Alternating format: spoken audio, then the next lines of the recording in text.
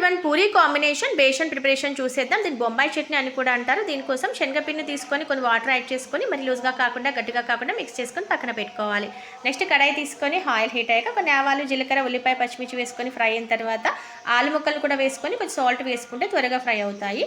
టమాటా ముక్కలు వేసుకొని ఫ్రై అయిన తర్వాత అల్లం పేస్ట్ కూడా వేసుకొని మంచి స్మెల్ వచ్చే వరకు ఫ్రై చేసుకున్నాక కరివేపాకు, పసుపు వేసుకొని ఒకసారి మిక్స్ చేసుకోవాలి. శనగపిండి క్వాంటిటీని బట్టి వాటర్ యాడ్ చేసుకోవాలి.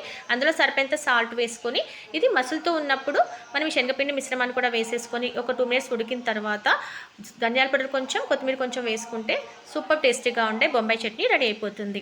మనము పూరీస్ కోసం పూరీని చపాతీ పిండిలో కాకుండా కొంచెం గట్టిగా మిక్స్ చేసుకొని ముద్దలా చేసుకొని పక్కన పెట్టుకోవాలి. వీటిని చాప్తో ఇలా ఈక్వల్గా కట్ చేసుకున్నట్టయితే పూరీస్ అన్నీ ఒకే సైజులో చాలా బాగుంటుంది. వీటిని ఐ ఫ్లేమ్లో పెట్టుకొని డీప్ ఫ్రై చేసుకున్నట్టయితే ప్రతి పూరి పొంగుతుంది.